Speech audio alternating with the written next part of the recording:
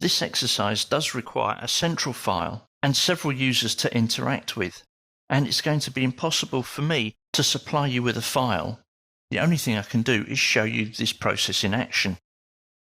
I've been given the task of modifying parts of the HVAC layout. So I zoom into the area where I want to work and select one of the ducts. If I try and move it, I'll get a message, and this error message cannot be ignored.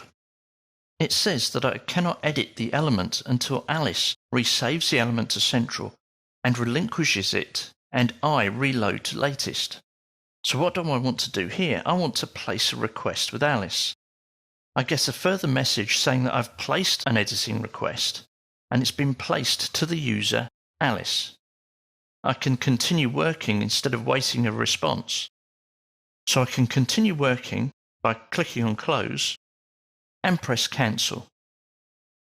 In the meantime, a dialog box will pop up on Alice's computer saying that I've asked for control of these elements.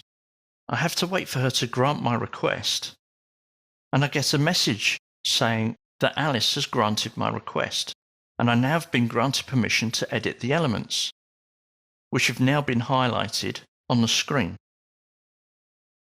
So I should now be able to select them, click on Move, and move the duct. In the meantime, a colleague, Bob, is working on level 2, and he wants to make some changes to the ductwork as well, only he seems to be working in the same riser location. He places a request with myself, and I get an editing request from Bob. We get a note here saying that synchronization is required to grant the request. I can click on Show, and it tells me there are no open views that show the highlighted elements. Searching through the closed views to find a good view could take a long time. Do I want to continue? Well, I'll say yes. We found the duct that Bob wants to change, but I cannot grant permission.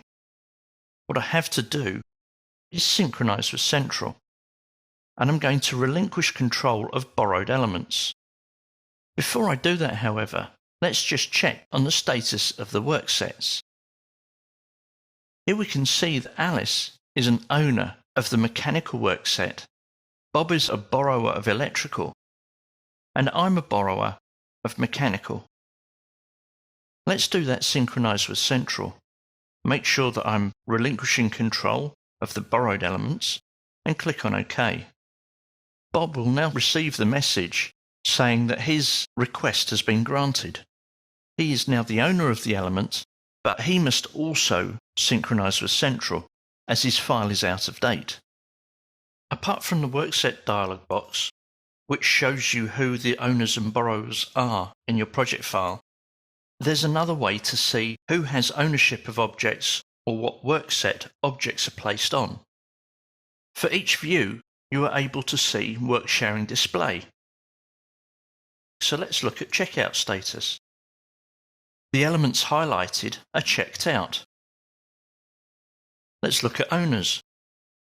We have a similar view, but how do we know who those owners are? Let's look at the settings. Here you can see we have user A, Alice, Bob, and Simon W. We can also see the individual work sets. This may be more help to us if we were to look at a 3D view and turn the Worksharing display settings on. Here we can see the different work sets, and here we can see the owners.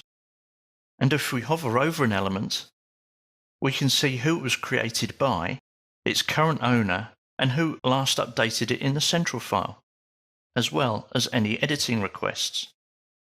The important thing about workset ownership and borrowing is that when you do synchronize with Central, for the end of your session, you relinquish control of all the elements you either own or have borrowed. Now that I've relinquished control of those elements, you can see they have no overriding color. If I go back to the workset dialog box, you'll see that I'm now no longer an owner or a borrower. This workflow is extremely important when you're using Worksharing